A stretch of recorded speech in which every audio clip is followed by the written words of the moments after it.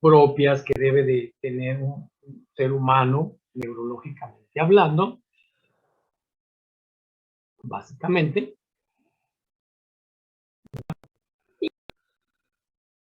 Que esa conciencia humana, ese estado de alerta de monitorización, pues se debe a un sistema de activación cortical, ¿sí? Dado por un sistema talámico.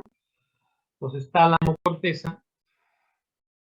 El tálamo es responsable de la activación de la corteza cerebral y el tálamo recibe una información muy importante para mantener el estado de alerta, la monitorización y la función ejecutiva de una estructura que se llama formación reticular. Y la formación reticular, pues es muy importante, habíamos platicado, ya ustedes deben saber que son funciones imprescindibles de la vida, funciones motoras, funciones básicas en el desarrollo de cualquier ser humano, el equilibrio, funciones motoras gastrointestinales, cardíacas, sensoriales muy importantes. Y en esta estructura estaban una serie de núcleos de dopamina, serotonina, locus coeruleus, ¿sí? Núcleos pontinos, el mesencéfalo y el área pontina, mesencéfalo, área pontina, son dos estructuras básicas donde hay una serie de núcleos muy importantes que van a formar y tienen la responsabilidad de mantener un cerebro activo, despierto y alerta. Entonces, la formación reticular daba origen a nuestro sistema de RAS, que es el que se encarga de manejar a la vigilia. Se caracteriza por un pensamiento que es muy lógico, que es muy progresivo. Las sensaciones son vividas y externamente generan. Entonces, la vigilia, que es una responsabilidad del RAS, ¿sí? La podemos detectar a través de un electroencefalograma, la podemos detectar a través de ondas electroencefalográficas, que vamos a ver el estado de vigilia, ¿verdad? Que nos denotan en una hoja cómo se manifiesta. Entonces, es muy importante entender que hay que ser estudiada y explicada, muy importante. No hay una zona única, ni hay un único neurotransmisor para la conciencia. Ya habíamos hablado entonces de los aspectos de la dimensión, cómo se generan, y nuestro sistema de alerta como tal, ¿verdad, muchachos? Esto es muy importante. Y ese estado de alerta dado por el sistema del RAS, vamos a tener que definir qué era el estado de alerta, un estado fisiológico, activo, recurrente y reversible. ¿Okay? En que el nivel de la vigilancia nos permite la percepción y la capacidad de respuesta a los estímulos ambientales. Entonces, tiene fundamentos de anatómicos y fisiológicos. Entonces, el estado de vigilia tiene oscilaciones, precisamente que es regulados por un circuito circadiano que se llama sueño-vigilia. Dependemos de un estado activador fisiológico que es el SARA. Entonces tenemos un sistema activador de alerta y un sistema homeostático que es el proceso circadiano biológico. Vuelvo a repetir, el estado de alerta, sus oscilaciones, tenemos un estado fisiológico activo, molecularmente hablando, que es precisamente el SARA. Y tenemos un estado o un control homeostático, que es precisamente el ciclo biológico circadiano a través del sueño, que es la oscuridad, y a través del sol, que es la vigilia. Entonces ahí son dos mecanismos muy importantes. Entonces, los fundamentos anatómicos y fisiológicos, les decía, es un aspecto fisiológico, que es el SARA, que se origina de la formación articular. Se agrega al estado fisiológico un sistema nervioso autónomo y se agrega al sistema de alerta un sistema endógeno. Por lo tanto, el estado vigilia, ese es el estado fisiológico activo, involucramos estas cuatro estructuras. El SARA, el sistema nervioso autónomo por la parte simpática, para mantener un aspecto consciente alerta, y un sistema endocrino hormonal, involucran neurotransmisores. Por eso se le llaman dos sistemas fisiológicos y sistemas de ciclos biológicos circadianos. Entonces, ahí tenemos la primera parte, que es el estado de vigilia, que nosotros se mantiene en esos aspectos. Aquí tenemos una especificación del sistema del SARA. Aquí tenemos, ¿verdad?, cómo ya estimula el SARA, activa la corteza para mantener un estado de excitabilidad, un estado de actividad de alerta y al mismo tiempo un estado de conciencia. Entonces, es muy importante el sistema activador reticular. ¿Sí? ¿Por qué? Porque el ARAS consiste en áreas evolutivamente antiguas del cerebro. El ARAS, ¿verdad?, el SARA, son cruciales para la supervivencia de los animales, de nosotros, y nos protege durante procesos adversos. Nos da las capacidades, este sistema, a través de la alerta, en estado de conciencia.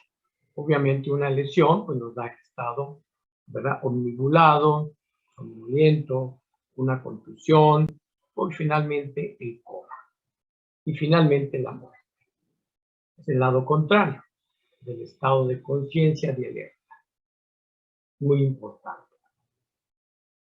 Entonces, a lo que me refería yo de los sistemas reticulares sujetos a aspectos bioquímicos hormonales, bueno, pues aquí tenemos las sustancias que necesarias involucradas en los aspectos de la conciencia. La norepinefrina está en el mesencéfalo a través del locus coeruleus y área tegmental lateral.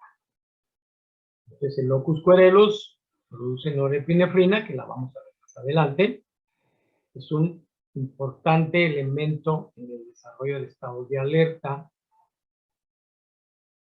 La dopamina, que se activa en el área tegmental ventral, es muy importante en los estados también de activación.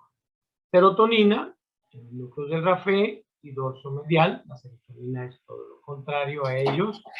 Este es un estabilizador. Y la acetilcolina, que es un neurotransmisor básico en los procesos del estado de sueño, básicamente. Consolida aspectos del sueño. La histamina, que también es muy importante en la producción del sueño, la sedación, y las orexinas o las hipopretinas, que se forman en la región del hipotálamo lateral, son básicas para, ellos son los responsables de regular de un estado de sueño a un estado de vigilia, porque no podemos pasar rápidamente de un estado de sueño a un estado de vigilia. Por eso los pacientes que tienen la narcolepsia tienen una deficiencia en el control de las orexinas. No existe este control, entonces el paciente puede estar en vigilia y de repente caer en un estado de sueño latente. Entonces las orexinas son los mediadores, los off o stop, que se le llaman, para poder generar los ciclos sueños. Son los responsables de generar estos ciclos y se encuentran en el hipotálamo como tal. Por lo tanto, les decía que para el mantenimiento de la conciencia y la formación reticular, pues hay que mantener un estado de excitación continua, dada por nuestra formación reticular a través de la SARA y de las sustancias que les acabo de mencionar. Núcleos locus coeruleus, sustancias negras, núcleos de grafeno, que son activadores básicamente. Locus coeruleus, dopamina, ¿sí? Son activadores. Inhibidores o que promueven, todo lo contrario es la serotonina, ¿sí? Es la histamina, la acetilcolina. Y quien va a regular este sistema que les estoy mencionando, dopa, noradrenalina, serotonina, histamina y acetilcolina, es las orexinas. Entre ellos tenemos que ponerlos en medio, ellos van a regular y nos van a cambiar el switch, así se le llama switch. Vamos a dormir, ellos van a ser responsables de desactivar el SARA, las orexinas son las responsables de activar el SARA o el sueño. Entonces las orexinas son muy básicas porque son el switch del despertar y el sueño. Y las orexinas, aparte de esa función que tienen, pues tienen una función muy importante porque va relacionado con los estados del hambre y de la saciedad. Entonces, es muy importante eso. Por lo tanto, la conciencia tiene varias estructuras, que decía corteza, tálamo y formación reticular. Esta es las estructuras neuroanatómicas importantes donde se manejan los aspectos que estamos revisando.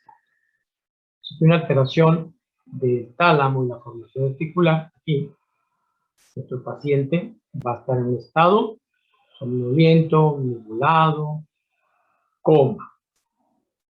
Es el estado más grave del deterioro de la conciencia humana. Puede estar desorientado, nublado.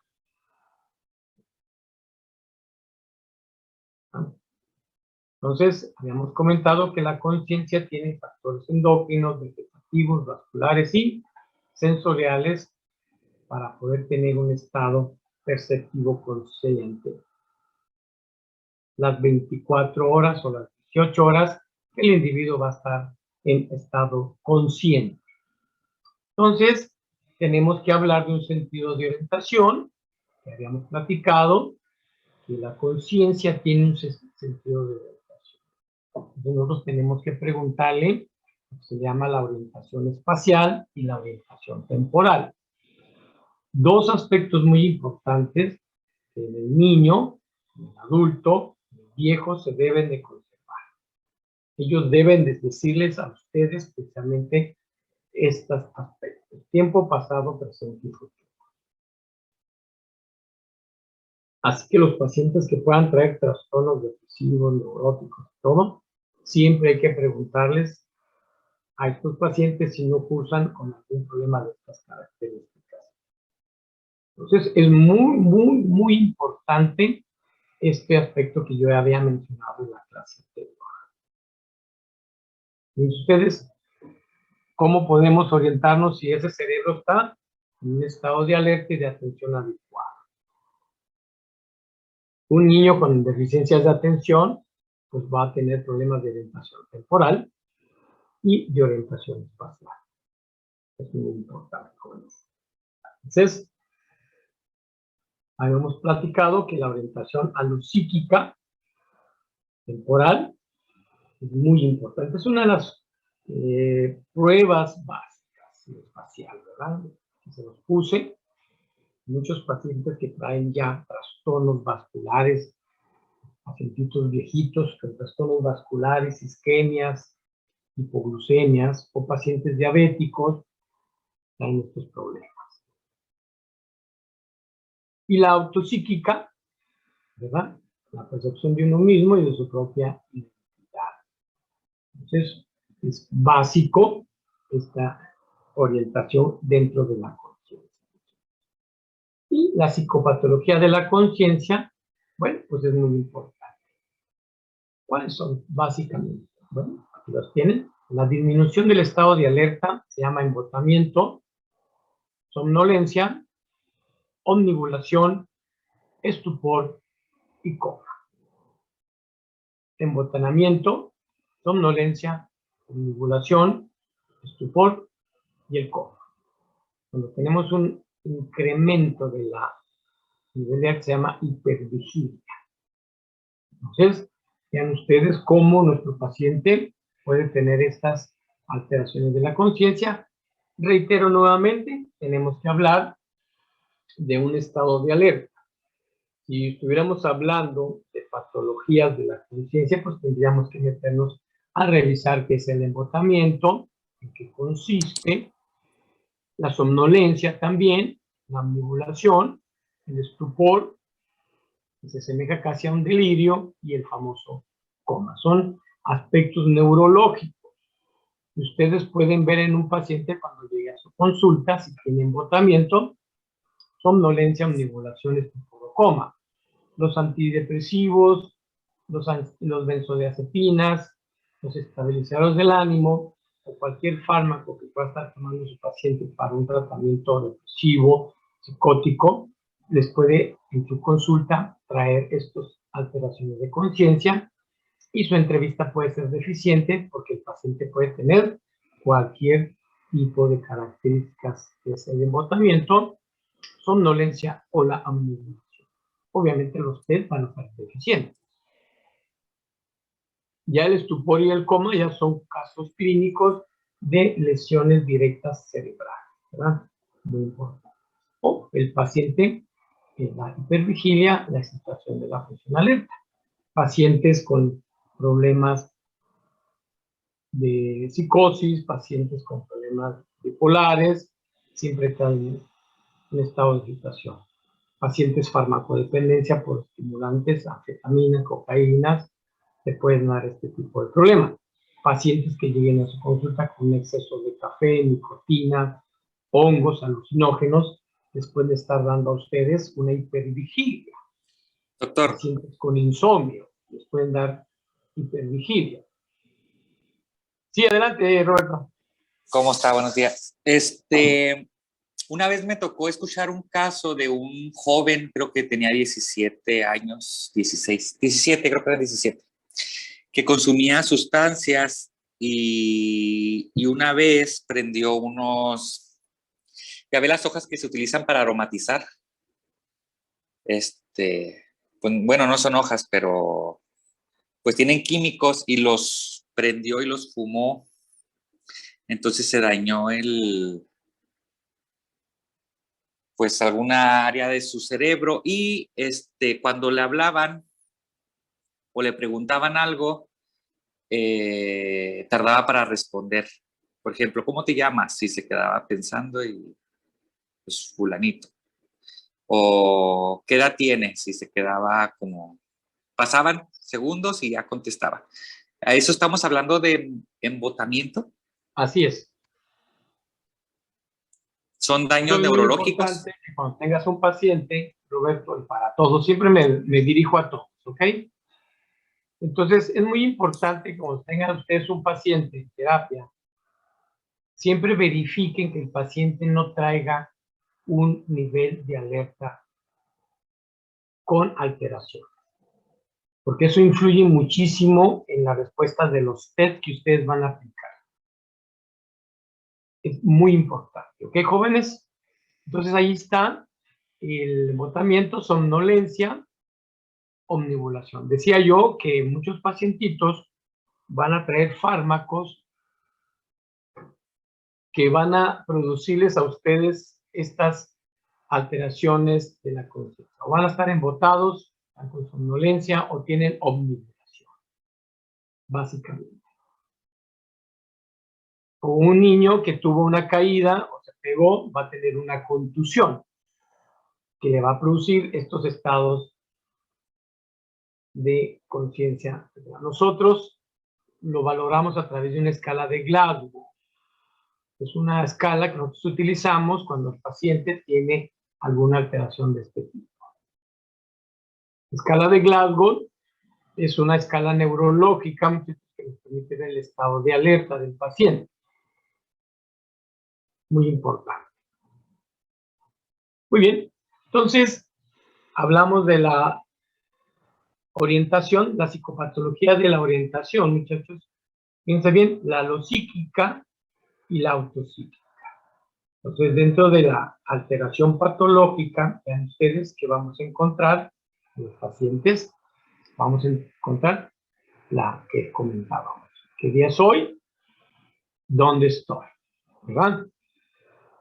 Ahora, en nuestros papás o en un paciente que va a sufrir un accidente vascular, o ustedes que van a tener un accidente vascular, empiezan con estos trastornos de columna. Entonces, cuando un paciente va a empezar a tener una isquemia cerebral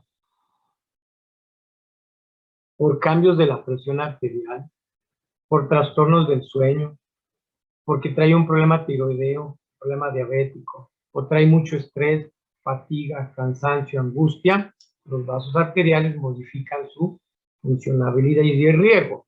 Entonces la neurona sufre esa hipoxia. Entonces el paciente empieza a tener un problema de sueño. Y la única forma de saber desde el punto de vista vascular nuestro cerebro nos dice esto, ¿verdad? ¿Qué día es hoy? ¿Dónde estoy? Así como dijo Roberto, está embotado el cerebro. Ya hablamos de delirio. Tenemos problemas de inflamación por el delirio. Entonces, la orientación alopsíquica y la desorientación autopsíquica, ¿quién es? ¿Qué hace? ¿Qué tiene? Entonces, es muy importante. ¿Quién es? ¿Qué hace? ¿Y qué tiene el paciente? Cuando un paciente tiene un accidente vascular cerebral, las áreas cognitivas, etcétera, dependiendo de dónde le sucedió el fenómeno, el paciente pierde sus capacidades y habilidades creativas.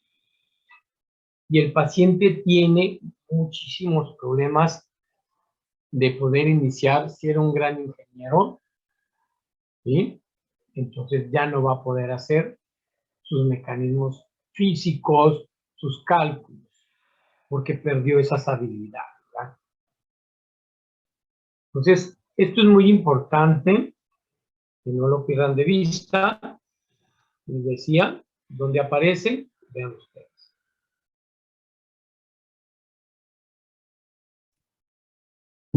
Doctor, Son las formas que ustedes pueden detectar en su familia, en sus cuates, esa situación.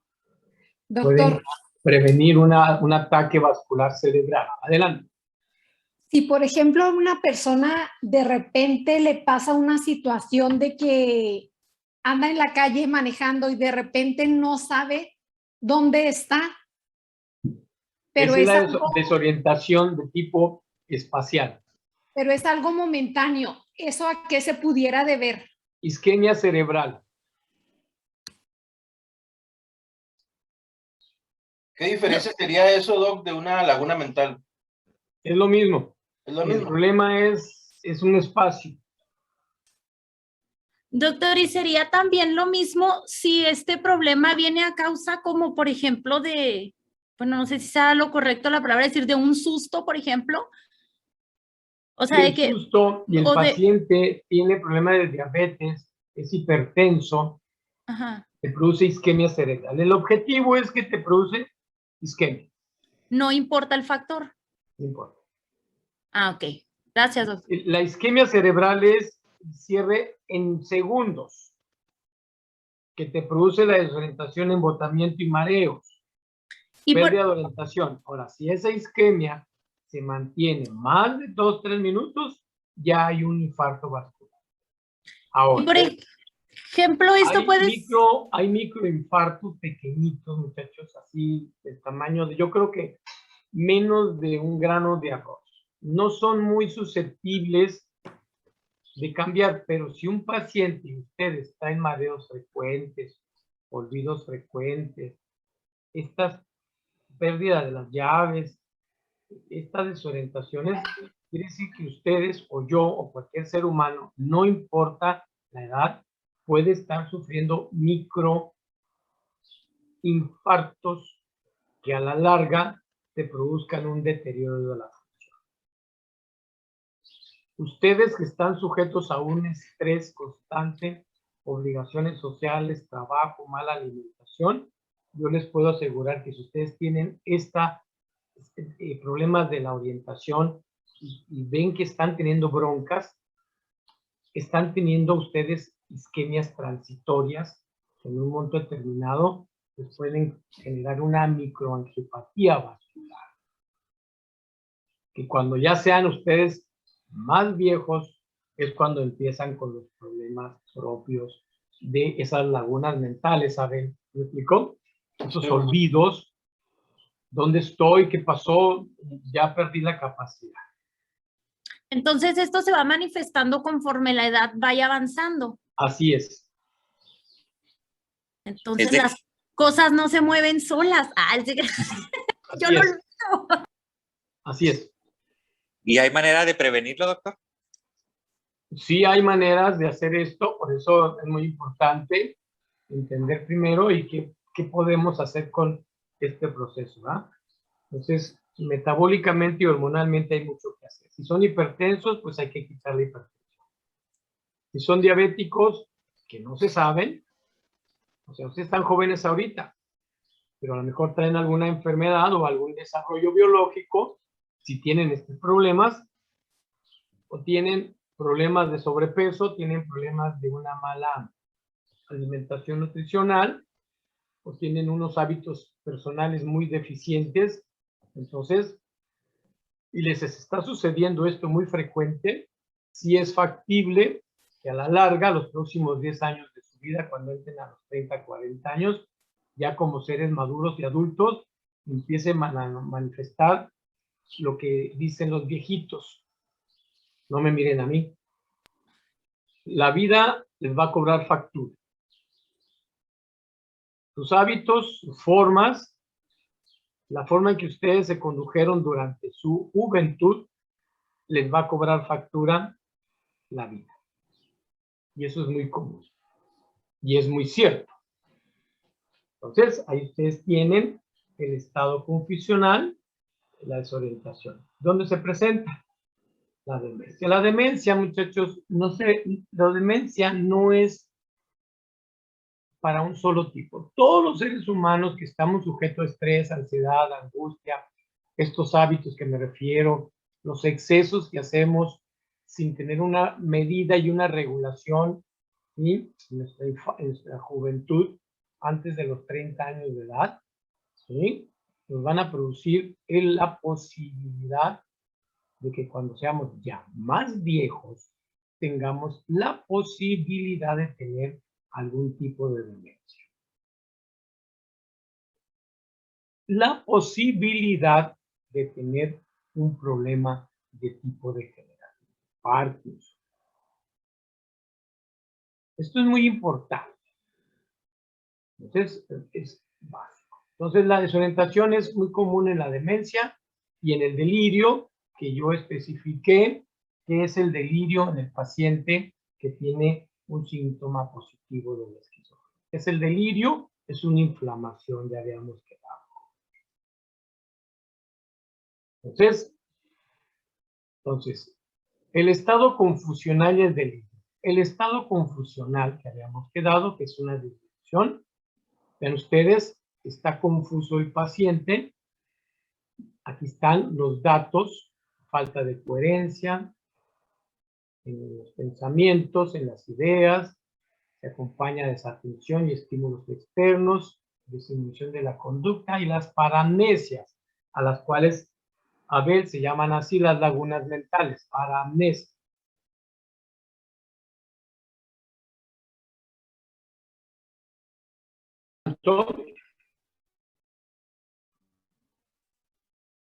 Ustedes y yo podemos suceder algún dato de este tipo, significa que nuestro cerebro está sufriendo un flujo cerebral. Esa es la palabra. Tenemos un flujo cerebral deficiente que nos produce este estado. Ya en su estado mayor, pues ya estamos en la patología. El delirio, que habíamos platicado, el biológico, es fluctuante, pensamientos se desorganizan, Se acompaña de alteraciones de la percepción, miren, alucinaciones, confabulaciones. Por eso el psicótico tiene confabulación.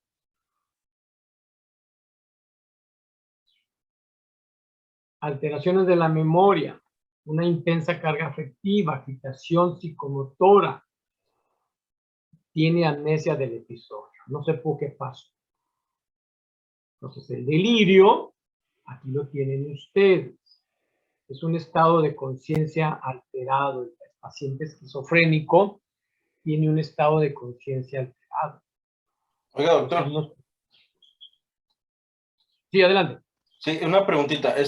Cuando una persona está padeciendo paramnesias, ¿su cuadro se puede agudizar o simplemente le puede estar pasando así consecuentemente o es un cuadro que se agudiza y después viene otro estado peor? ¿O cómo? No tiene dadas paramnesias. Te están avisando que esa área es temporal, básicamente. ¿Ok? A ver. Ajá. Temporal sobre todo. Dice que el hipocampo está teniendo problemas de flujos. Entonces el paciente puede ser un niño, puede ser un adulto y un viejo. ¿Qué quiere decir? Bajos flujos sanguíneos. ¿Cuál es el problema? Isquemias transitorias cerebrales. Ok, entonces como que... Causas de las isquemias cerebrales transitorias los acabo de mencionar. Entonces prácticamente... Hábitos dietéticos deficientes, nutricionales deficientes, hábitos personales del individuo, en donde no, ¿cómo puedo decirles? Y caer en el que voy a cortar la lengua. O sea, hay que saber fumar, hay que saber tomar, hay que saber generar una pachanga, ¿sí me explico? O sea que prácticamente le está avisando al cuerpo que no está haciendo ejercicio, que no está comiendo bien, que se está Estamos de estresando. acuerdo en lo que estamos hablando. Tienes malos hábitos. Perfectamente, profe. Ahora, ¿qué aumenta estos fenómenos? El exceso de peso, un exceso de lípidos, no de colesterol. Un exceso de lípidos tapa el flujo sanguíneo, lo hace más lento, por lo tanto, tarda más en generar el proceso. Por eso las hiperlipidemias son responsables de los accidentes vasculares cerebrales. El número 1, pues es el corazón, y el segundo es el cerebro. Precisamente ayer, profe, un amigo mío me estaba comentando que estaba teniendo este tipo de problemas y todo lo que me está diciendo usted, yo se lo comenté a él, que necesitaba pues dejar de estresarse, que se alimentara bien, que hiciera ejercicio, todo eso que me está usted comentando. Entonces no estoy mal. No, por eso te voy a repetir. Es muy importante que tú le evites a tu amigo a corto plazo algún problema vascular que te está avisando. Muy bien, profe. Un aspecto que se llama accidentes vasculares cerebrales. Muy bien. Entonces, quiero dejar constatado que el delirio es un estado confusional de origen biológico. El nivel de alerta es fluctuante, el pensamiento se desorganiza y se acompaña de alucinaciones, falsos de conocimiento, alteraciones de la memoria que se llaman fabulaciones, una intensa carga afectiva, agitación psicomotora, muy importante. El estado confusional es diferente al delirio. Muy importante que ustedes tengan este concepto bien establecido en sus pacientes que traen depresión, estrés, ansiedad o que están tomando medicamentos. Es muy importante. Entonces, esas son las acciones cuanti y cualitativas de la conciencia. Vamos a hablar de las cualitativas de la conciencia, es la despersonalización, la desrealización y alteraciones de la conciencia corporal. Los pacientes que pueden manifestar este problema que ustedes están viendo. Y la despersonalización, aquí lo tenemos, ¿verdad? Y ustedes, el paciente les va a decir esto. O ustedes pueden preguntar. eso al paciente. ¿Qué está fallando? El RAS no está activando bien los sistemas. ¿Qué está fallando? No hay buen flujo, hay un bajo metabolismo cerebral, hay una hipoactividad metabólica, hay mucho consumo de azúcar, o sea, hay cambios neurológicos. Entonces, la despersonalización se puede presentar en todas las edades. ¿Está? Y la desrealización, ¿verdad?, es también muy importante en la evaluación psiquiátrica y la evaluación psicológica por parte de ustedes. Aquí está. Su definición.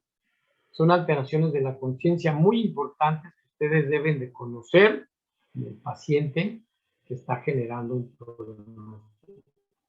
Y vean ustedes alteraciones de la conciencia corporal, que es la anosognosia, la astereognosia, la prosopagnosia y el miembro fantasma. Estas son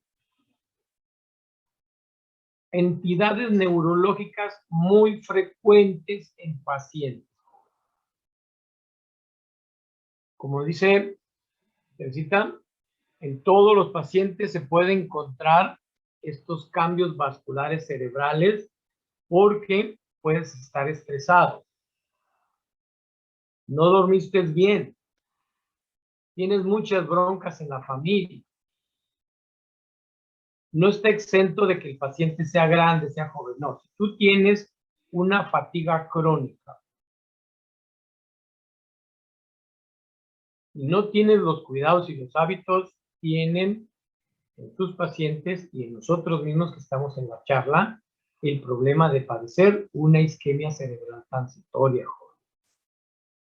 De repente tengan esos datos y si son más frecuentes, si no diarios, frecuentes, 2, 3 veces al día, cada vez que se estresan, deben y tienen que tener mucho cuidado y no dejar desapercibido esta sintomatología neurológica que su paciente, desde el punto de vista psicológico, les puede estar manifestando.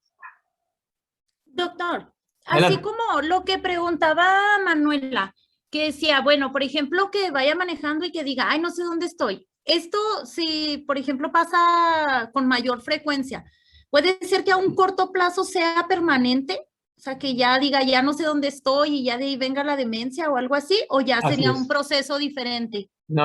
Te está avisando, depende de la edad. Sí. Hay patologías que inician a los 30 años, hay patologías a los 45 y el más grave es a los 65, que ya son las enfermedades degenerativas.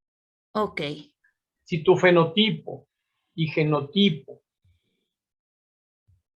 que no lo sabemos, ninguno de ustedes sabe, ni yo, qué fenotipo tenemos para tener un accidente vascular cerebral. Pero sí sabemos qué tipo de personalidad tenemos. Ya les dije yo que depende del tipo de personalidad, el manejo del estrés tipo 1 al 5, tipo de personalidad A, B, C. Ese es el factor del fenotipo. ¿Sí me expliqué, verdad, Teresita? Sí, doctor, ¿y esto, por ejemplo, sería algo así como de cada persona o también algo hereditario puede No. influir? Vuelvo a repetirte otra vez. Sí, Tú tienes un genotipo y un fenotipo especial. sí. Si tú eres personalidad tipo A Ujú.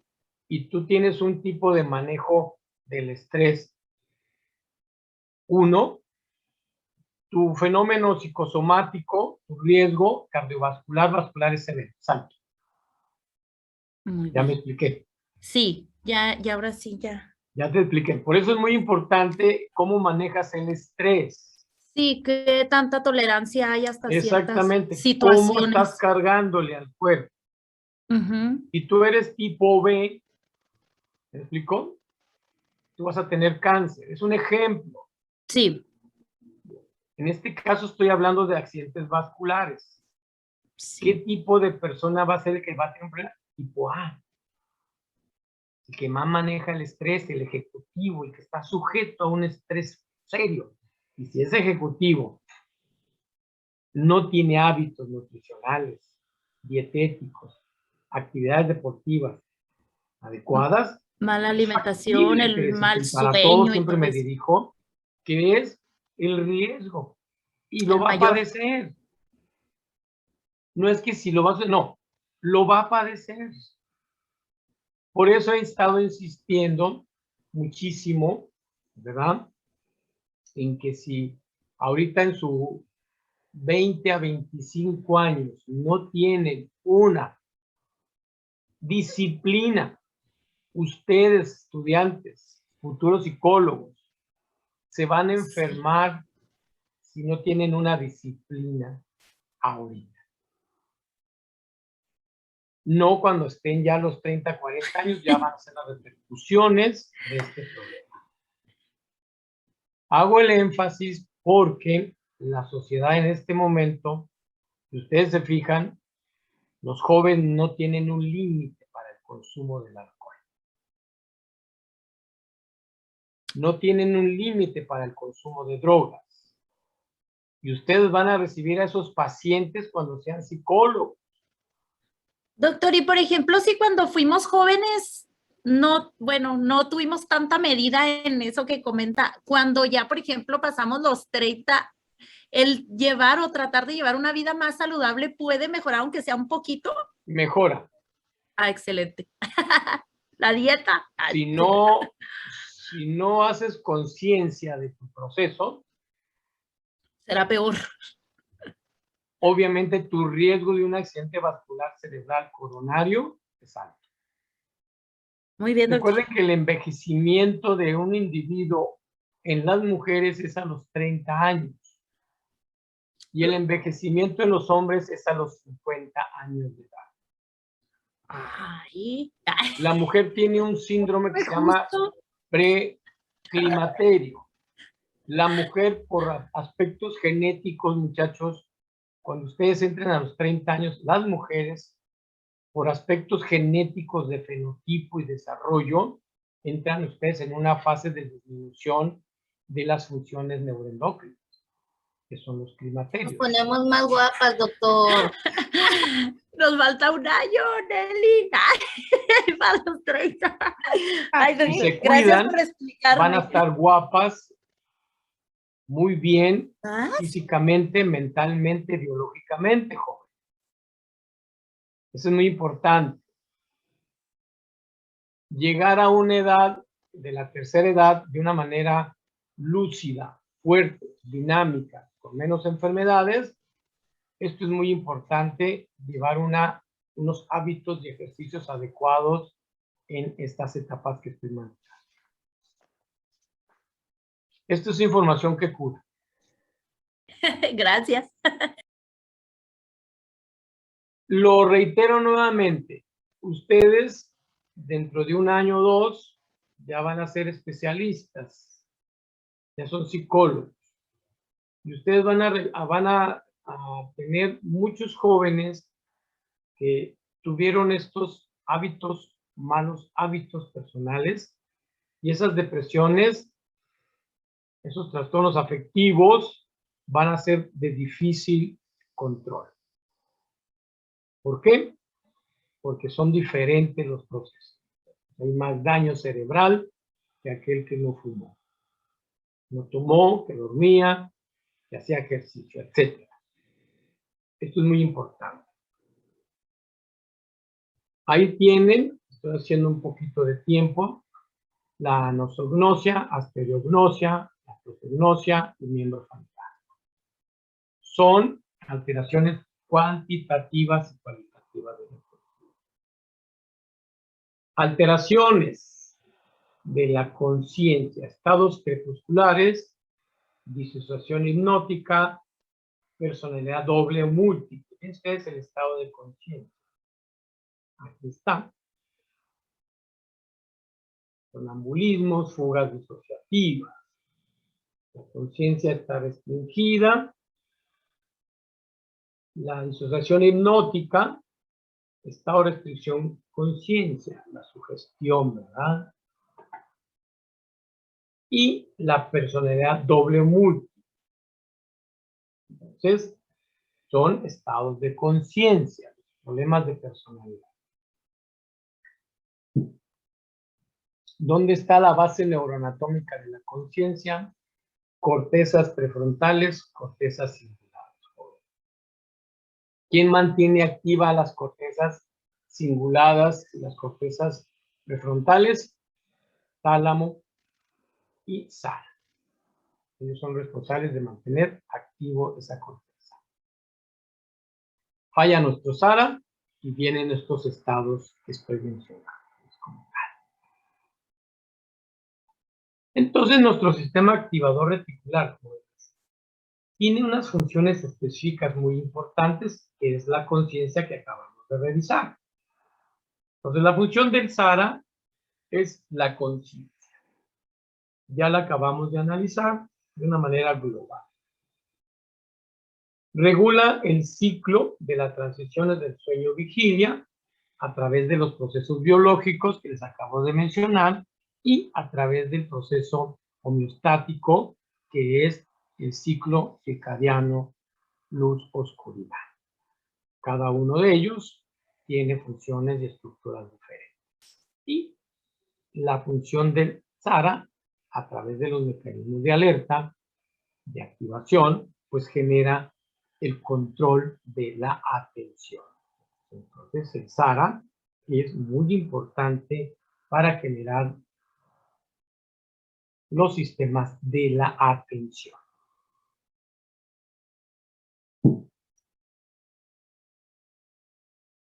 Mussini. Ellas son las responsables, iniciadoras, vamos a ponerle, activadoras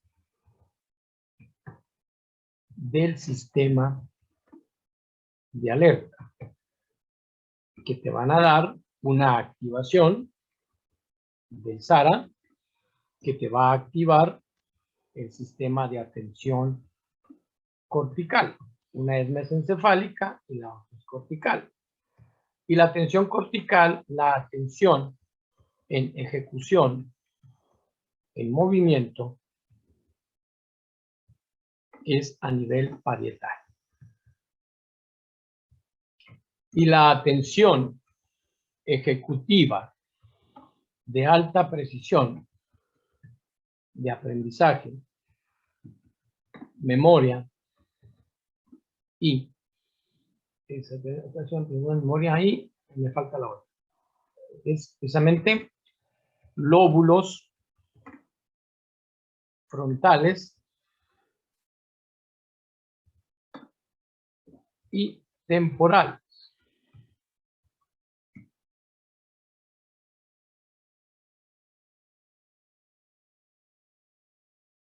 El lóbulo frontal genera esta atención ejecutiva a través de la corteza dorsolateral, ventrolateral, a través de la corteza ventromedial, ¿sí?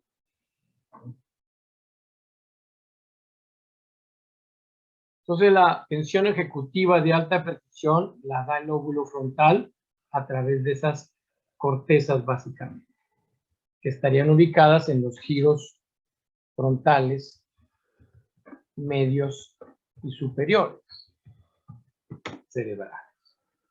Ahí en esas áreas está establecido el mecanismo de la atención, que es muy importante. Por eso los pacientes que tienen problemas frontales tienen déficit de atención.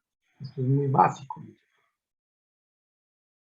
Así que los niños que tienen una deficiencia hiperactividad motora con déficit de atención, ¿verdad? Vean ustedes todo lo que puede estar sucediendo en un pacientito, básicamente. Entonces, vamos a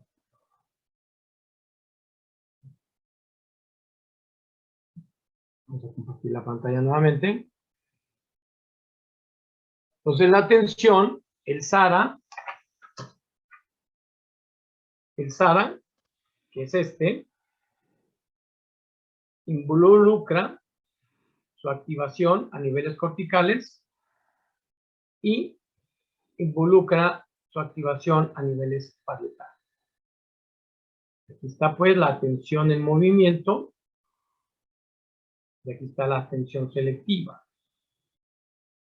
Ustedes por obligación cuando tengan un paciente con hiperactividad motora, adultos, niños, tienen que valorar si es parietal o es frontal. Si es parietal, ese déficit de atención, ese niño, aparte del problema de hiperactividad motora, puede estar cursando con algún problema que se llama estereognosia. Voy a volver a repetir. Si ese niño con hiperactividad motora que ustedes están detectando y es parietal, el niño puede estar cursando, sin que ustedes se den cuenta, de un fenómeno de estereognosia. Sin que nos demos cuenta, puede estar cursando con un problema de prosopagnosia.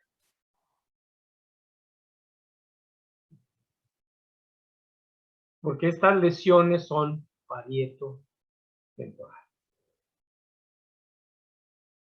Entonces, el niño trae hiperactividad motora, pero tienen que evaluar estas funciones neurológicas. Y si están positivas, entonces tiene un daño neurológico del paciente. Doctor, ¿esto ¿Quedó sería claro? con un encefalograma o con qué Un estudio? encefalograma te va a decir. Ok. Segundo, las pruebas de sus tests les van a decir qué va a tener el niño si tiene una lesión parietal, praxias. Las praxias ideoconstructivos, ideas motoras. Hazme un dibujo. ¿Ya me expliqué? Hazme, ahora crúzame la línea. Crúzame la cruz. Y no la cruzan. Estos pacientes, si tienen lesiones temporales, les van a dar síndromes de negligencia. Estos niños pueden tener síndromes de negligencia. ¿Cuál es tu mano derecha? ¿Cuál es tu mano izquierda? ¿Cuál es el cuerpo izquierdo? ¿Cuál es el cuerpo derecho? Eso es espacial. ¿Cómo estás? ¿Dónde está el norte? ¿Dónde está el sur? El psicólogo debe de tener conocimiento de estos aspectos neurológicos en un niño con hiperactividad motora, con o sin déficit de atención. Debe y tiene la obligación de realizar estos signos que estoy mencionando. ¿Quedó entendido? Sí, doctor, Porque gracias. si hay lesiones parietales, porque el niño trae déficit de atención. No se casen con el diagnóstico de hiperactividad motora, déficit de atención y empiecen a generar una terapia. Atrás está un problema que estoy manejándoles aquí. ¿Alguien me quiere decir qué es la estereognosia?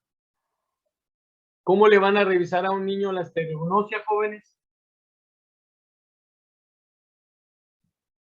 ¿No pudiera ser eso Bueno. cuando alguna figura con los ojos cerrados y que lo toque y le diga qué es?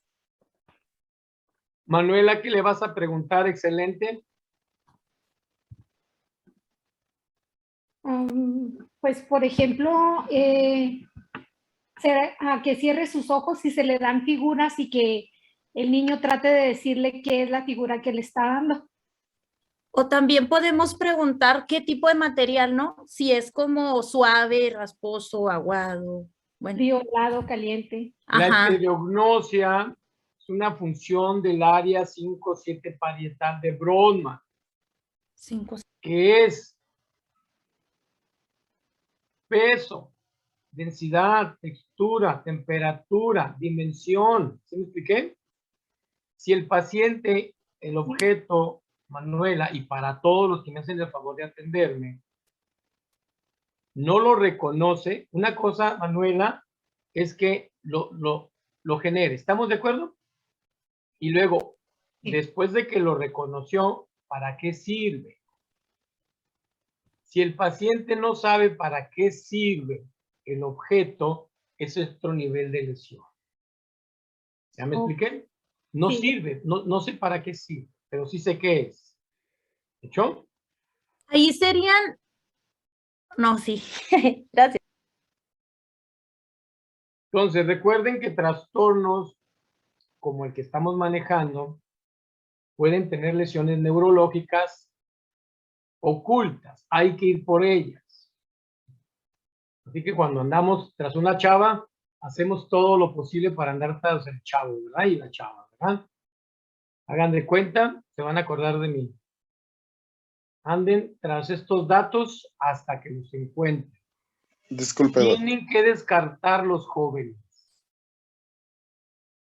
Fíjense bien la palabra. Tienen que descartar estos datos de la alteración de la... Es una obligación del psicólogo. Si no lo hacen, su evaluación psicométrica que van a aplicar ustedes al paciente está deficiente.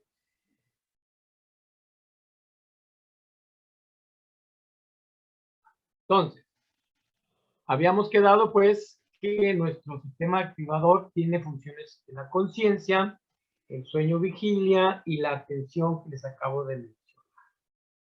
Entonces, conciencia, se considera que el sistema ascendente contribuye a la vigilia caracterizado por la excitación cortical y conductual. Entonces, ya hablamos de la conciencia y que el tálamo activa, alerta, sincroniza con la corteza, básicamente. El tálamo es el responsable de mantener esto. Entonces, vamos a hablar de una manera muy específica en las próximas clases del ciclo circadiano que nos rige a través de la luz y de la oscuridad y la función fisiológica de la activación de la vigilia, que es un fenómeno fisiológico, bioquímico, anatómico. El sueño es un sistema homeostático de regulación de ciclos biológicos en donde vamos a producir sueño a través de luz y oscuridad. Son dos aspectos totalmente diferentes. ¿Okay? Entonces la tensión, habíamos quedado que hay un aumento del flujo sanguíneo regional, indica una mayor medida de actividad neuronal, en donde, ¿qué les puse? En la formación reticular del mesentero. Entonces ahí se incrementa el flujo. Si nosotros en un niño o en un adulto trae demencias, paramnesias, lagunas mentales, ¿qué tengo que hacer yo? Mandarlo a resonancia y a través de una resonancia por emisión de positrones me dice cómo está el flujo en todo el cerebro, si es muy rojo, muy amarillo o muy azul.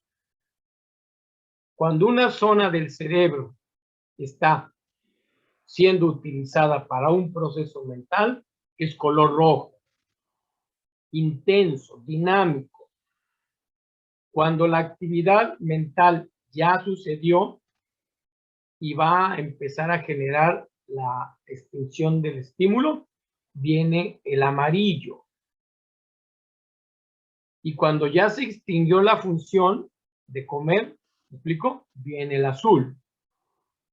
Si yo encuentro en un niño y tiene deficiencias de atención, muchachos, y me encuentro que es amarillo y no rojo, ¿ya me expliqué? O amarillo azul, entonces ahí está el problema del paciente. Porque debe estar siempre rojo, muchachos, las actividades mentales. Entonces, todas estas funciones de conciencia,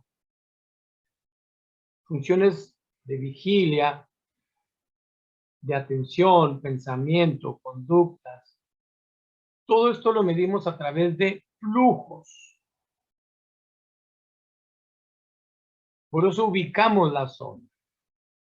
Ya sabemos entonces que en la formación reticular, ahí en el área de Mazzini, que fue un neurofisiólogo italiano, él determinó que ahí se iniciaban los procesos de activación de alerta para la atención de nuevos conceptos. Entonces, gracias a estas técnicas de emisión de positrones o de espectrografía, podemos generar estas informaciones que les estoy dando. Entonces, la atención es tálamo. Entonces se vio que hay mucho flujo cuando hay tareas que requieren un mayor estado de alerta y atención. ¿Quién la regula? El lóbulo frontal.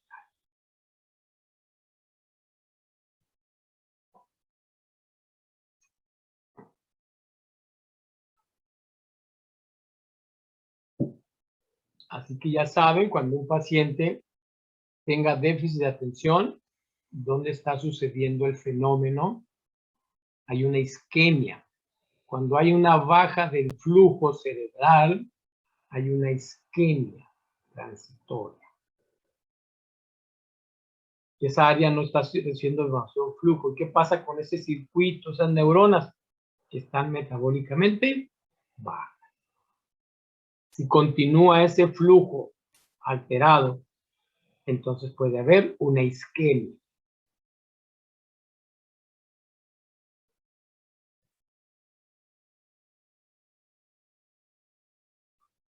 ¿Cuál es la importancia clínica entonces del SARA? ¿Cuál es la importancia clínica en la vida real? Bueno, pues el coma, lesiones masivas, el coma, el SARA. El daño bilateral nos puede dar la muerte. El daño bilateral. Estudios, si ponemos un electrodo ahí en el aras,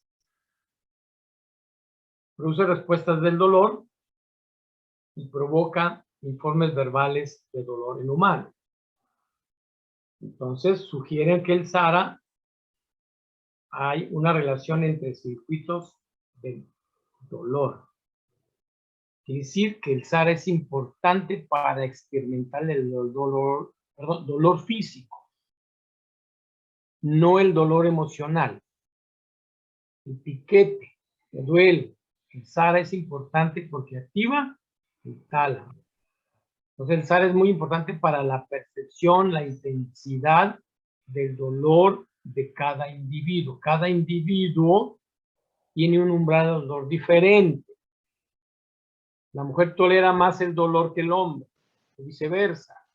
Entonces el SARA es básico para disminuir la intensidad de conectividad del dolor, señor. Por eso es fisiológico el dolor, muy importante. ¿Qué pasa si se enferma el aras? ¿Qué enfermedades vamos a tener si se nos enferma este señor que estamos platicando?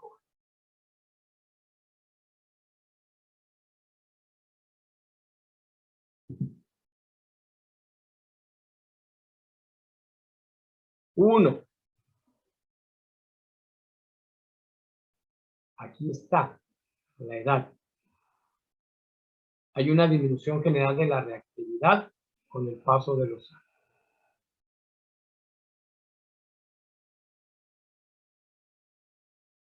La narcolepsia, la parálisis supranuclear progresiva, son patologías frecuentes en los seres humanos. La enfermedad de Parkinson. Entonces, por eso con la edad, hombres y mujeres va disminuyendo las capacidades de alerta y de conciencia de vida. Y se enferma, se daña, aquí tenemos las patologías del SARA. La narcolepsia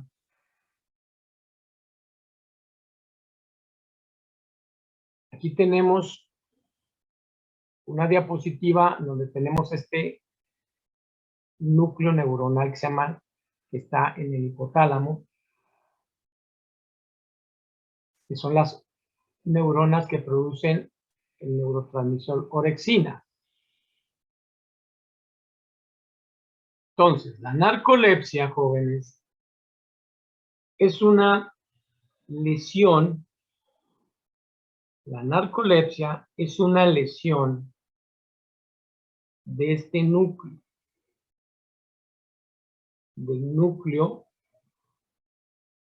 este núcleo anaranjado.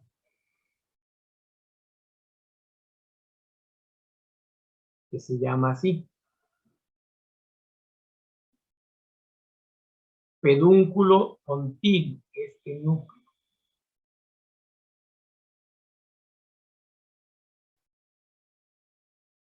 Aquí mismo hay otro núcleo que son parte de la formación reticular joven.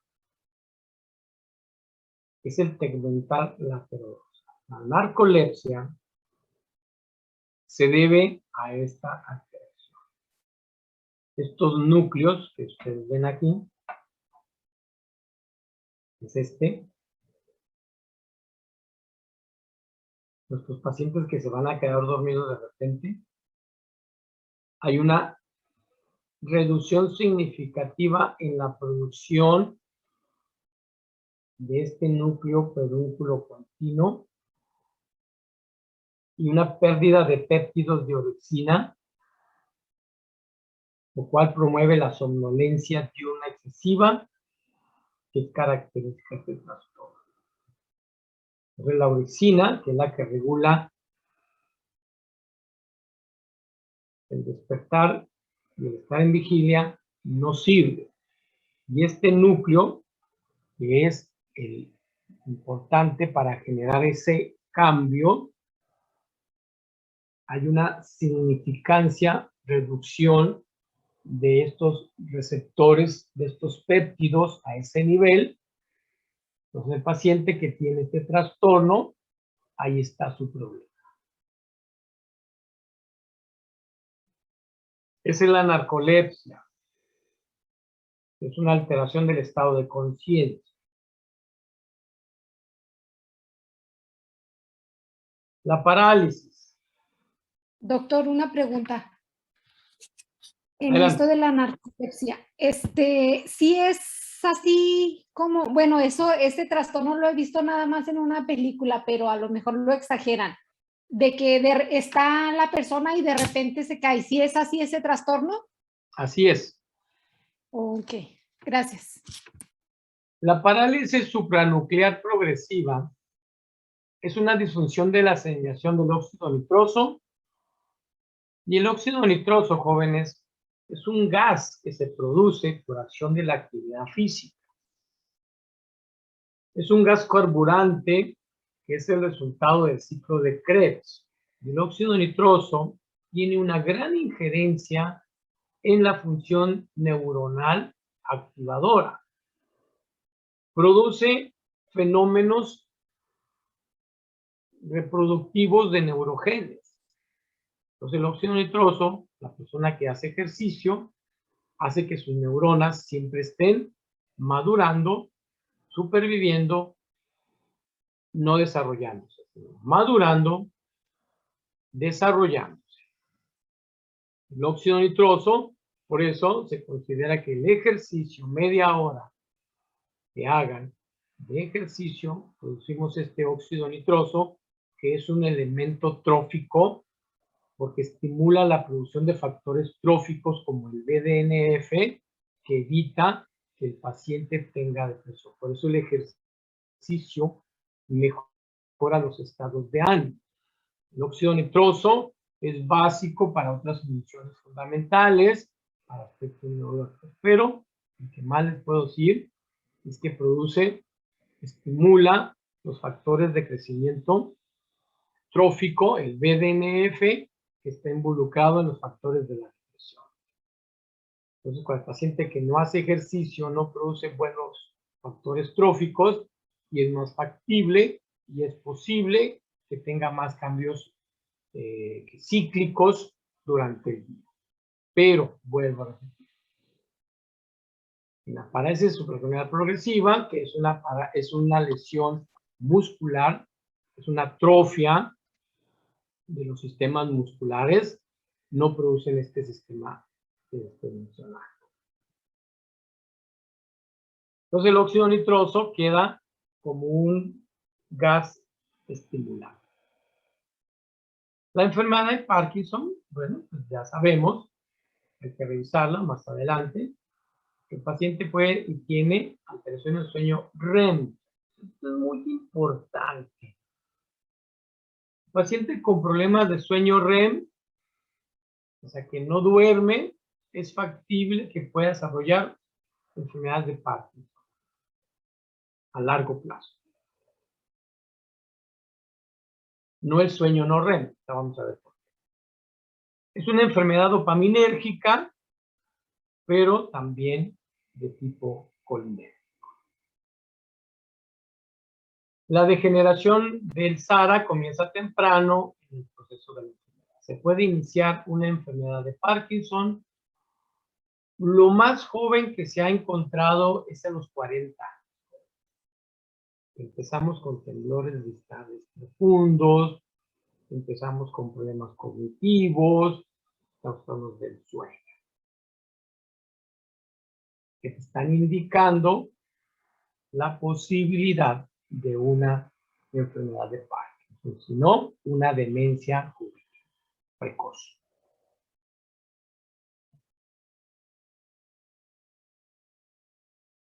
También el SARA es muy importante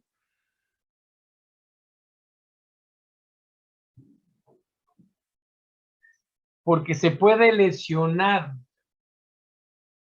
Y hemos visto que por un parto prematuro, fumar durante el embarazo o el paciente que fuma y quiere embarazarse,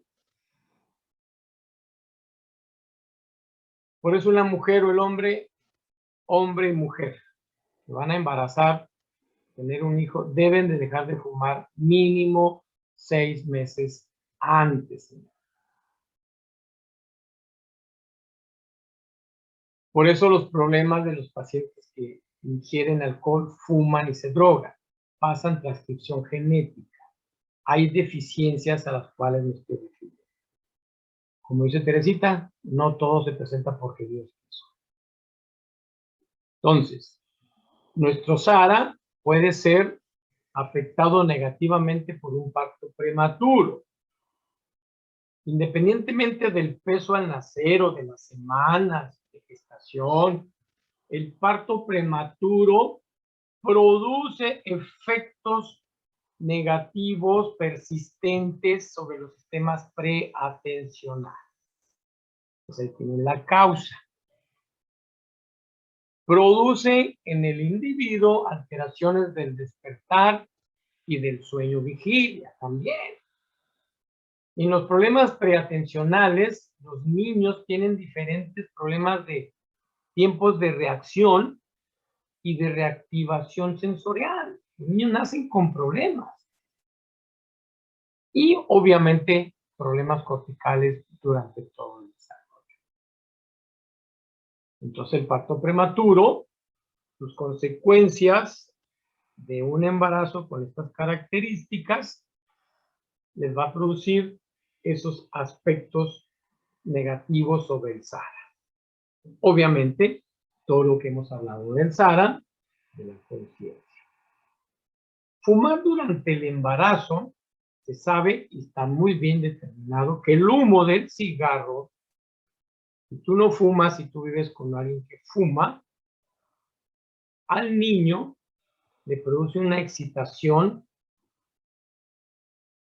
le produce un déficit de atención, le produce un déficit cognitivo muy importante. ¿Por qué causa? Porque el fumar activa receptores nicotínicos en estos núcleos pedúnculos pontinos que les acabo de mencionar. Entonces el niño siempre va a tener una actividad tónica, una mayor actividad. Estos procesos por el fumar durante el embarazo hace que el niño tenga un sistema de hiperactividad, hipervigilancia continua y que tenga una hiperactividad sensorial mayor que otra persona. Es muy sensible el paciente.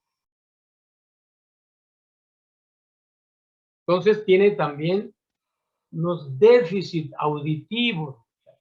Los niños con fumar tienen déficits auditivos que son y contribuyen para que el niño pues tenga un problema de atención. Si no escucha, no genera los mecanismos encefálicos, corticales que les acabo de mencionar. Son consecuencias.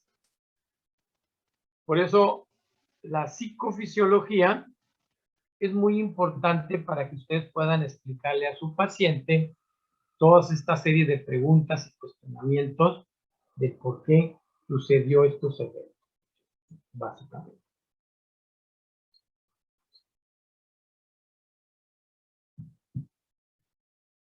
¿Preguntas? Bien. Por lo tanto, ahí está. Y se los quiero dejar. No lo borré a propósito. Rara vez les pongo una diapositiva así. Y ahí está. Quiero que quede bien informado esta información mientras la leen.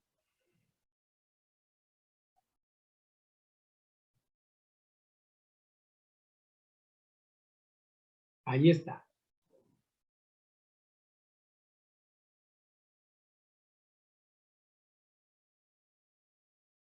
Muy bien. Ya les ubiqué dónde está el núcleo pedúnculo pontino, que son mesencefálicos, nunca es cortical esto. Todo esto es tronco cerebral, mesencéfalo y protuberancia. Ahí está el proceso. Entonces, los déficits de atención iniciales de un niño no es acá arriba, protuberancial. Y si es muy marcado el déficit de atención, hay problemas en el circuito del SARA.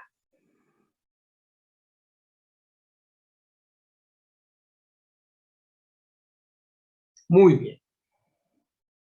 Entonces, ya vimos conciencia, vimos atención, vamos a regular las transiciones de sueño-vigilia.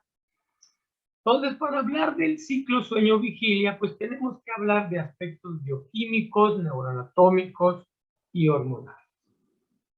Entonces, ahí están, en esa diapositiva, los centros encargados del circuito, tanto del sueño como la vigilia. Y aquí están básicamente. Vigilia, sueño no mor y sueño mor. Tegmental laterodorsal. Tegmental laterodorsal. Pedúnculo continuo. Aquí miren. Pedúnculo continuo y tegmental laterodorsal. Este núcleo es importante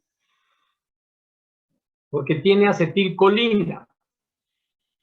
Entonces, este es importante para la vigilia.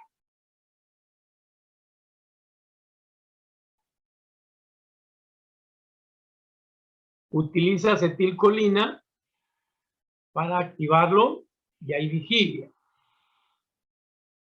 Y dentro del sueño, el tegmental laterodorsal es importante en el sueño mor.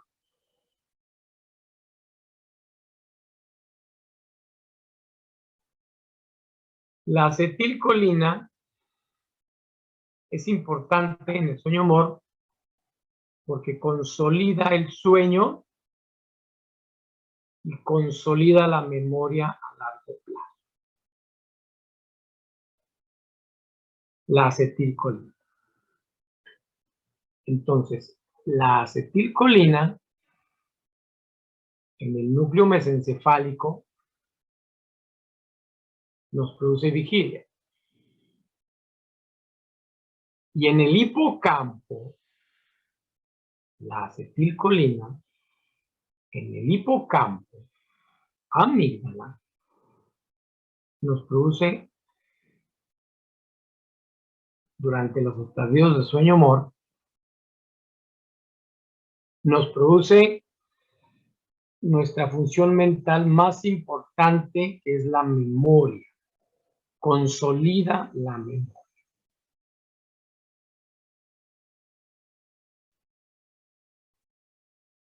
El pedúnculo pontino, que les mencioné ahí, también utiliza acetilcolina, activa el SARA, de ahí nace y se va hasta el SARA, para la vigilia. Entonces tenemos para la vigilia el tegmental, el pedúnculo pontino, igual, MOR. Vamos a hablar del rafé dorsal, que produce serotonina.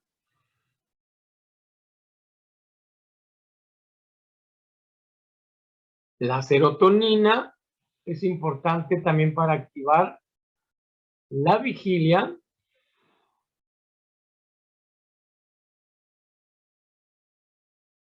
pero es importante para inducir el sueño. No utiliza el sueño serotonina. Al contrario, produce sueño. En los sueños MOR y no MOR. Locus coeruleus, que es norepinefrina. Vean ustedes, igual que la serotonina es activador, produce vigilia. Sustancia negra, dopamina. Su secreción produce vigilia.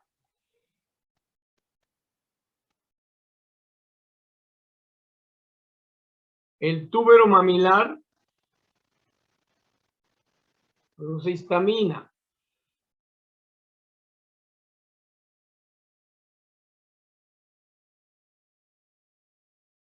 Pero aquí tiene que ser bloqueado por el GABA para que pueda activarse. La histamina es sedativa. Después explicamos esto. En el núcleo preóptico ventrolateral,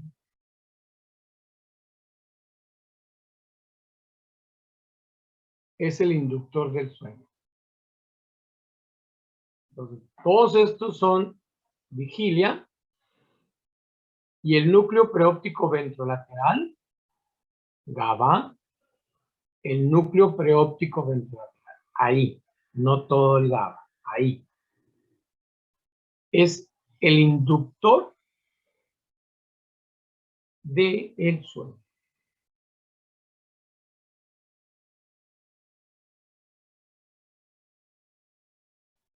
Centros encargados del sueño y la vigilia. Entonces, estos centros encargados del circuito sueño-vigilia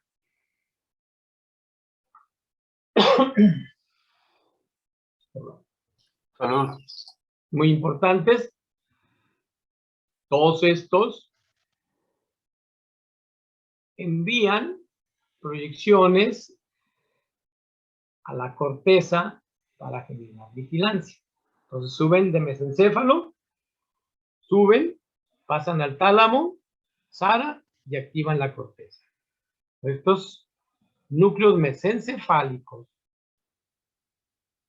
estas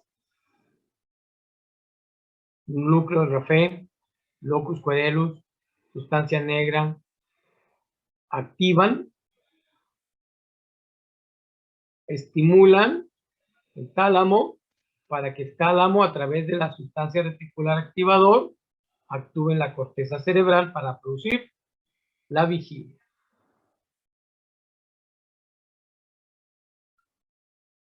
Entonces, estos centros generan la vigilia, y la vigilia, jóvenes, la vamos a valorar en un sueño REM y no REM. La vigilia se caracteriza por la rápida actividad. ¿Es esta?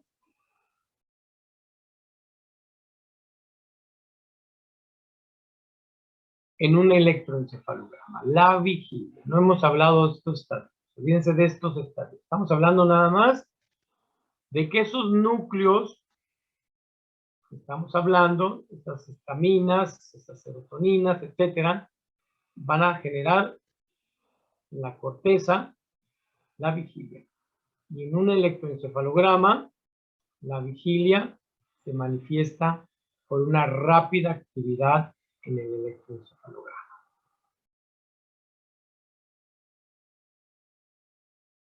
Entonces, los promotores de la vigilia, aquí está la diapositiva, aquí tenemos nuestro vía ascendente, vean ustedes, síganme con la flecha, cómo asciende esta vía hacia el tálamo, anaranjada, vías ascendentes que nacen de aquí. Entonces la vigilia está formado por la vía colinérgica, esa es colinérgica, pedúnculo continuo y el tegmental lateral. Aquí se produce acetilcolina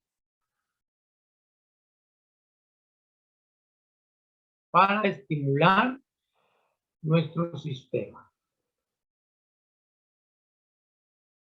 Esa es una vía. Aquí la quiero. Y no me voy a salir de ahí. De aquí se inicia el despertar, el alerta, la conciencia. Entonces, este es el primer sistema. Utilizamos acetilcolina. Se secreta la acetilcolina aquí, activa el núcleo y estimula el SARA y estimula el tálamo. Entonces, los estados de conciencia normales corresponden a la vigilia y al sueño. Entonces, la segunda línea que nos van a producir la vigilia, responsables son las monoaminas. Ya hablé de la acetilcolina, que es esta, la acetilcolina. A través de los núcleos pedúnculos pontinos y tegmentales laterales. Estos que están aquí en el mesencéfalo. Aquí se inicia la vigilia, no acá. Aquí nos vamos a estado de alerta, estado de conciencia. La acetilcolina. Vamos a hablar de las monoaminas.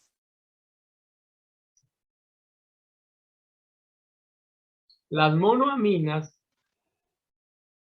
que vamos a necesitar para activar el SARA, ¿sí? Vienen de aquí, el segundo núcleo, el azul.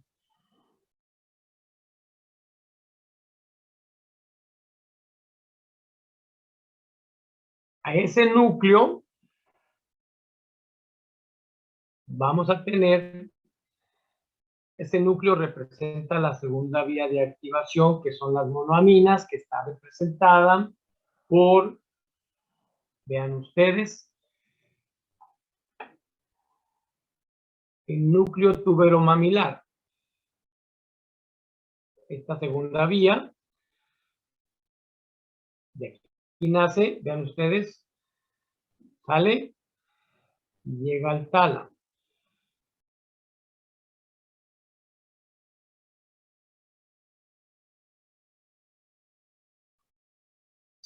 Sale y estimula el hipotálamo,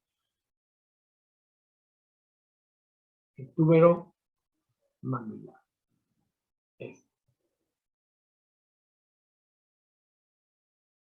Voy a volver a repetir, jóvenes, con mucho gusto.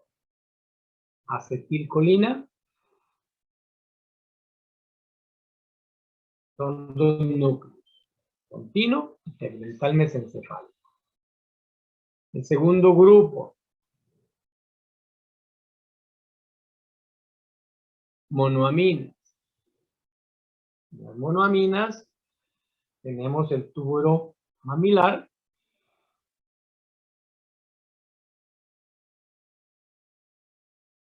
el hipotálamo lateral,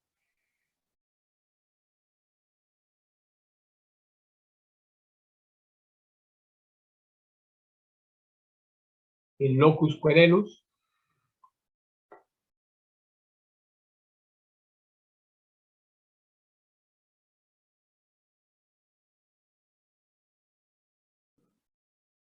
contribuye con la atención y la actividad autonómica de la locus coeruleus, es estimulado para el estado de alerta, y ya la noradrenalina a niveles corticales produce la atención y la actividad autónoma. El rafé dorsal que contiene serotonina. El proencéfalo basal, que contiene acetilcolina. Y el complejo que les acabo de decir, que es el colinérgico, pedúnculo continuo y dorso lateral. Todos estos ya en resumen. Vamos a volvernos. Aquí tenemos entonces nuestro pedúnculo. Y luego viene una vía tuberomamilar. Vean ustedes cómo nace de aquí, del hipotálamo, una flecha que va hacia abajo. Una flecha que va hacia abajo. ¿Ok? Y luego una flecha que va al prosencéfalo basal. Por lo tanto, uno, el prosencéfalo, pedúnculos continuos, tuberomamilares, orexinas, que van a mandar vías hacia la mesencefálica y vías hacia locus coeruleus, el rafé,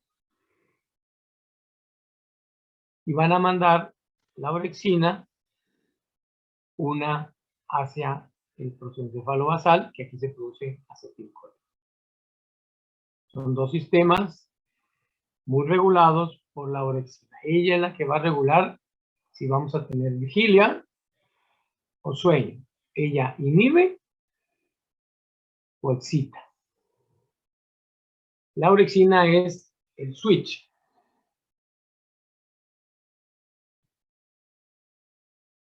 Entonces, todos estos núcleos que ustedes están viendo aquí, ahí lo tienen, todos estos núcleos, a este conjunto de núcleos, sus neurotransmisores, es el SARA. Entonces, el SARA es todo eso. Doctor, tengo una duda. Adelante. ¿Se puede decir entonces que todo empieza del pedúnculo continuo? Así es. Ah, ok, gracias. Todos esos núcleos que les acabo de mencionar es el SAR, el sistema activador reticular. Ya vimos las funciones del SARA, sus patologías. Si ustedes se fijan, el SARA está compuesto por neurotransmisores, centros neuronales. Entonces, en conjunto, este grupo de núcleos y sus neurotransmisores hacen que aquí el RAS, todo sea responsable de activar la corteza cerebral para la vigilia.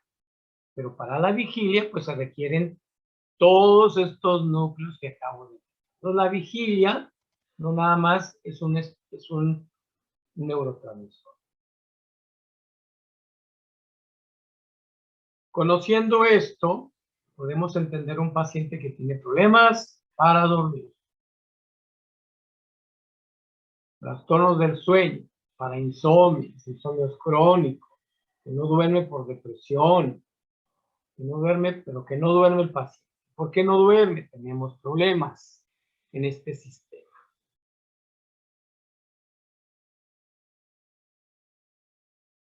Muy bien. Voy a dejar la clase hasta ahí. Continuamos el mañana. Continuamos con nuestro trabajo global, ¿ok? Yo los veo mañana entonces a las 11 de la mañana. ¿Verdad? Si no hay otra cosa pendiente. Sí. A ver, déjame ver. Perfecto. Entonces, ¿sí están todos, muchachos?